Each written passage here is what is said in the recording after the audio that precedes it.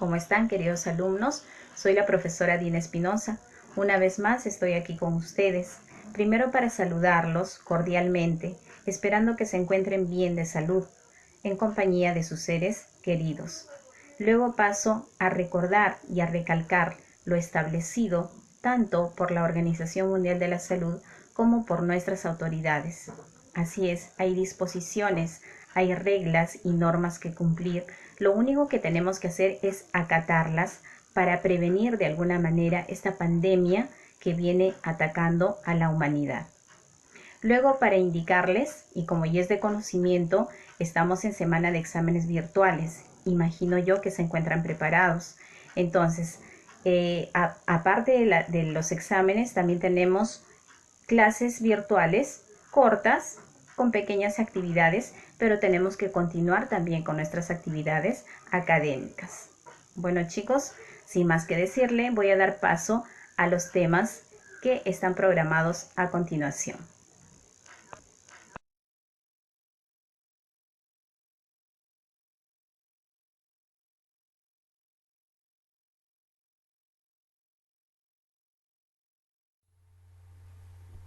Bien, queridos alumnos, soy la profesora Dina Espinosa Gallardo, así es, del curso de Biología, y en esta ocasión vamos a tocar un tema también interesante. El día de hoy hablamos sobre la biocenosis. ¿Listos? Empezamos.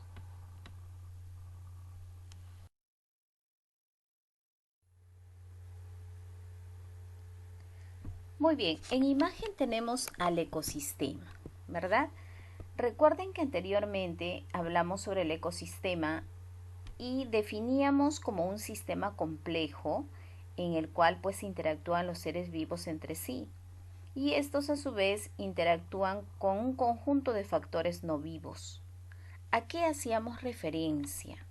Si nos fijamos acá, el ecosistema está conformado por el biotopo y está conformado por la biocenosis.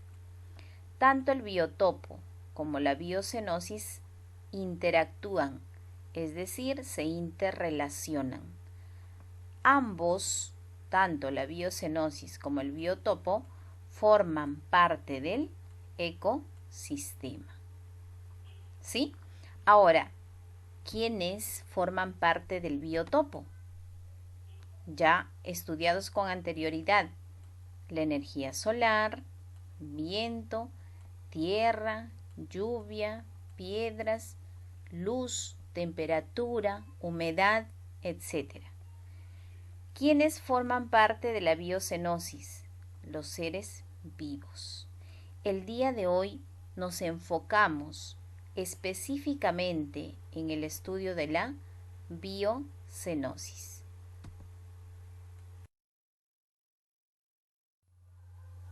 Biocenosis. ¿Qué es la biocenosis? La biocenosis proviene de dos voces: bio, que significa vida, y cenosis, que significa comunidad. Entonces podemos definir de la siguiente manera: es el conjunto de seres vivos que viven en un mismo tiempo o en un mismo lugar. Dicho de otra manera, la biocenosis es una comunidad o un conjunto de poblaciones de diferentes especies, las cuales habitan en un determinado lugar. Ahora, la biocenosis presentan relaciones biológicas. ¿Cuáles son esas relaciones biológicas? Ahí las tenemos: intraespecíficas e interespecíficas. Aparentemente son iguales. Repetimos: intraespecíficas y el otro es interespecíficas. ¿Cuál es la diferencia entre ambos? Veamos. Las intraespecíficas se van a dar entre individuos de la misma especie, mientras que las interespecíficas va a ser la relación entre individuos de diferentes especies. Ahora, también vamos a ver que las intraespecíficas pueden ser positivas o pueden ser negativas.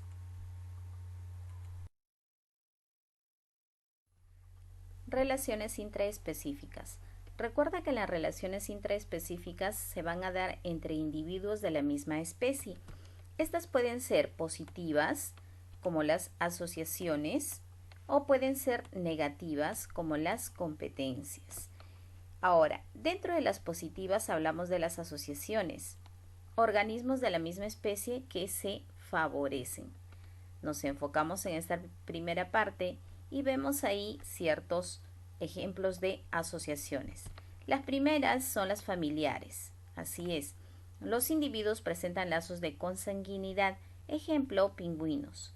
Si bien es cierto, este tipo de lazos familiares se establecen ya sean relaciones de reproducción o de cuidado de las crías.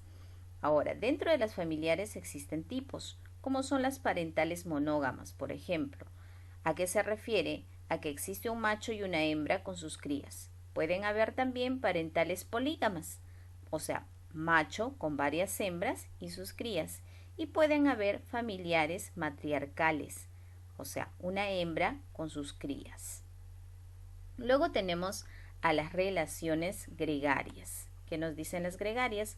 Grupo de animales que conviven pero no son familia. Ejemplo, una gran manada de elefantes.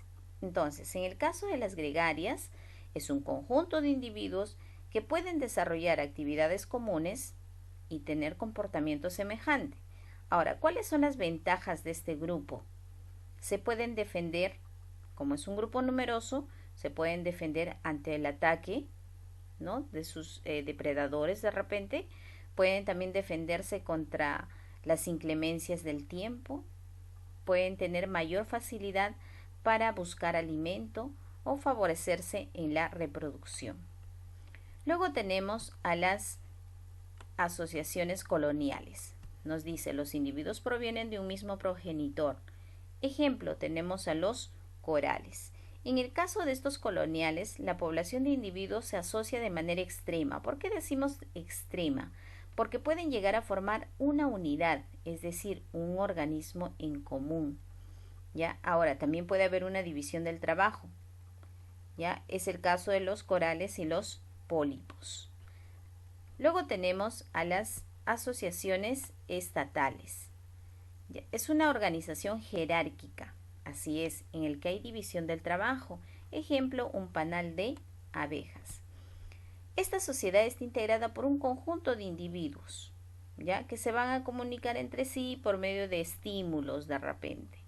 Ahora, aquí pueden haber especialización de tareas, puede haber también una jerarquía social, ¿ya?, como es el caso de las hormigas, como es el caso de las abejas o como es el caso de las avispas.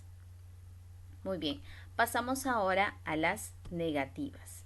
En el caso de las negativas, hablamos básicamente de las competencias, o sea, organismos de la misma especie, que compiten.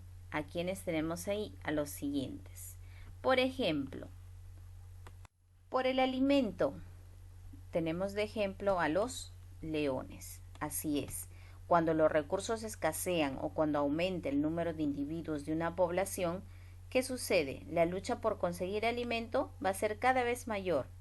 Entonces, de este modo se van eliminando los más débiles o de repente los menos adaptados. Ya es lo que sucede. Ahora, otro ejemplo tenemos ahí por la luz. Así es, ¿no? Como ejemplo tenemos a las plantas. Efectivamente, sabemos que las plantas pues crecen gracias a la luz y crecen también en busca de la luz. Por lo tanto, aquí las plantas van a competir precisamente en busca de la luz. Las más frondosas, las más altas, son las que de repente, digamos, consiguen mayor prioridad de la luz, y las que son plantas pequeñas son precisamente que se quedan de ese tamaño porque no llegan a conseguir demasiada luz para su proceso fotosintético. Luego tenemos, debajo tenemos por las hembras. Ejemplo, tenemos al lobo de mar. Así es, algunos animales como los lobos de mar, ¿qué hacen? Cuidan a sus hembras y no permiten que machos extraños, ¿no?, ingresen a su territorio y vayan pues a cortejar a sus hembras. Y por último, en las competencias tenemos por el territorio. Y efectivamente, ¿no?, Se asocian, digamos, estos animales a la búsqueda de alimento o a la reproducción. Ahora, estos animales pueden utilizar señales específicas. Estas señales pueden ser hormonales, como es el caso de los perros y como lo estamos viendo en este dibujito, ¿no? Entonces, estos perros utilizan ¿qué cosa? Sus olores. ¿Ya? Ahí hablamos de qué, de un sistema hormonal, o también puede ser el caso de sonidos.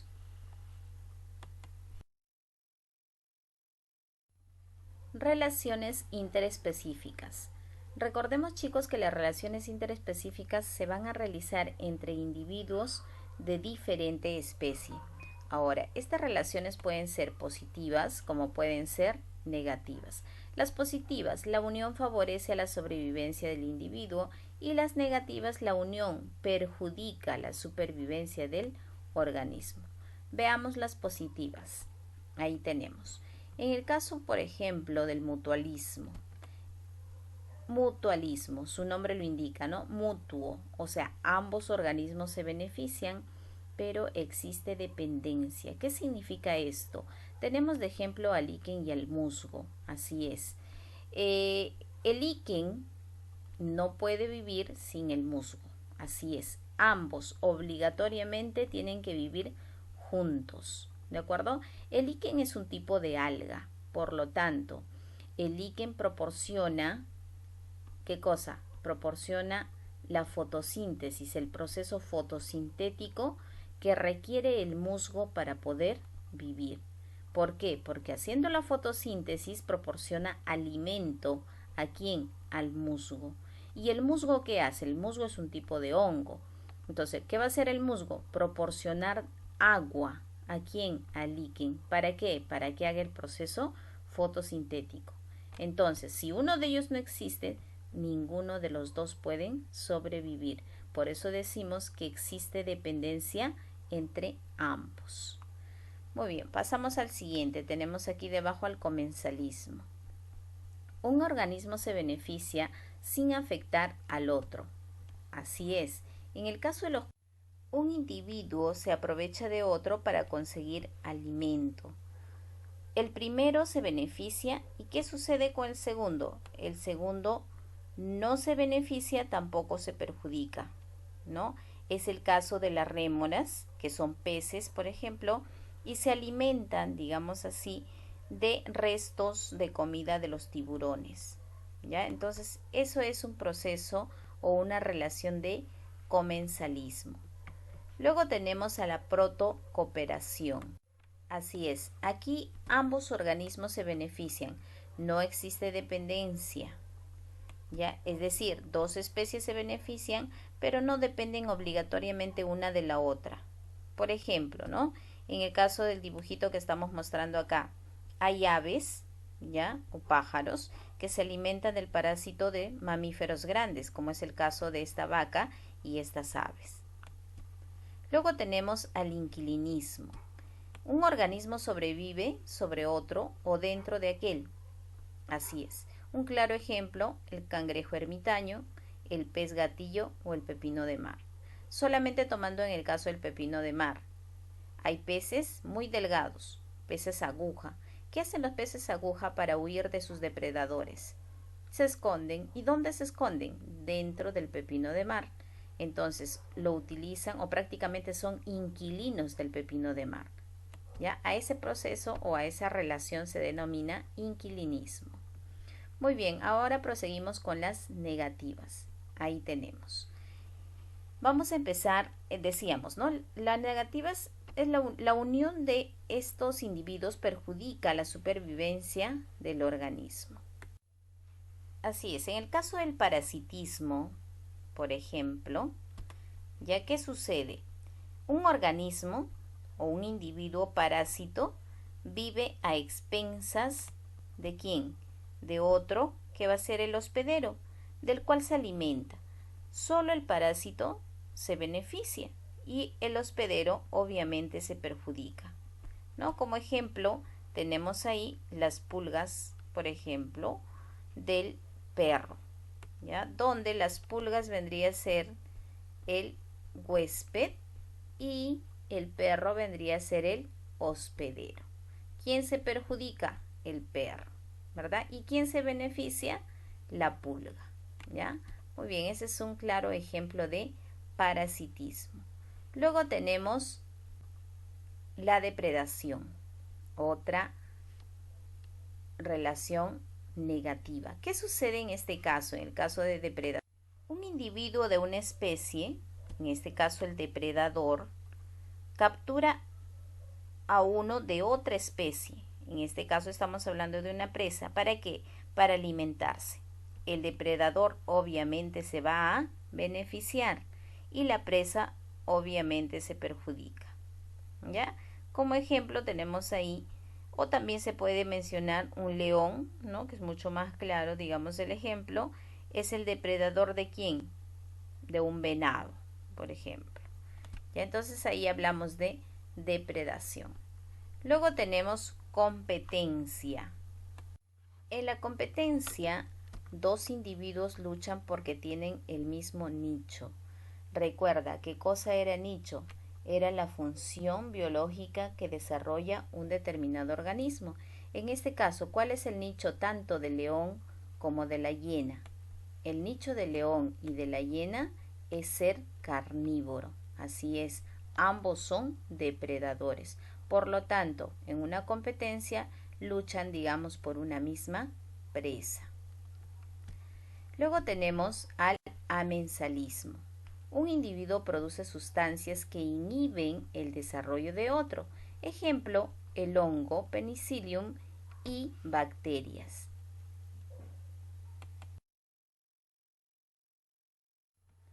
Muy bien, proseguimos con el libro, página 200. Número 1. Las relaciones entre individuos de igual especie se denominan, así es, interespecíficas, mientras que las relaciones que ocurren entre individuos de diferentes especies se denominan interespecíficas. Número 2. Es la relación en que ambos individuos se benefician mutuamente. ¿Cómo se llama? Mutualismo. Número 3. Escribe dos ejemplos de relaciones intraespecíficas positivas. Pueden colocar ahí familiares y coloniales. Número 4. Escribe dos ejemplos de relaciones interespecíficas negativas, parasitismo y depredación. Luego tienen una lectura, bueno, dice trabajando en clase, así es que lo vamos a desarrollar. Leemos: los seres vivos que integran comunidades biológicas tienen necesidades vitales como alimentarse, crecer y reproducirse para satisfacerlas. Deben disponer de agua, aire, luz, alimento y un espacio o territorio. Como esas necesidades son comunes a todos los individuos de la misma especie y también a los de especie diferente, se establecen entre ellos relaciones que pueden ser de dos tipos. Intraespecíficas se producen entre individuos de la misma especie, pueden ser de lucha, de beneficio o ayuda, e interespecíficas entre individuos de distintas especies. Las relaciones entre los individuos de diferentes especies que forman un ecosistema y la comunidad o biocenosis pueden ser muy diferentes. Letra A. Beneficiosa para las dos especies. Positivo, positivo. Perjudiciales para las dos especies. Negativo, negativo. Beneficiosa para una y perjudicial para la otra. Positivo, negativo. Y beneficiosa para una e indiferente para la otra. Positivo y neutro. Entre las relaciones interespecíficas positivas se encuentran el mutualismo, la protocooperación, el comensalismo, el inquilinismo, y entre las negativas tenemos a la depredación, el parasitismo, la competencia y el amensalismo. Número 1 dice: de acuerdo con la lectura se puede afirmar. Letra A. ¿Existen 3 tipos de relaciones? No, solo existen 2, ¿verdad? Letra B. ¿La relación interespecífica se da en individuos de igual especie? Falso, ¿verdad? Las interespecíficas se da entre individuos de diferente especie. C. La relación intraespecífica se da en individuos de la misma especie. Así es, eso está correcto. Pero veamos las otras dos. Las relaciones interespecíficas solo pueden ser beneficiosas para las dos especies. Falso, ¿verdad? O las especies no se interrelacionan. ¿Cuál es la respuesta? Así es, la letra C. Número 2. Es una relación interespecífica positiva. ¿Cuál será? Positiva significa que ambas especies se van a beneficiar. Estamos hablando entonces del mutualismo. Muy bien.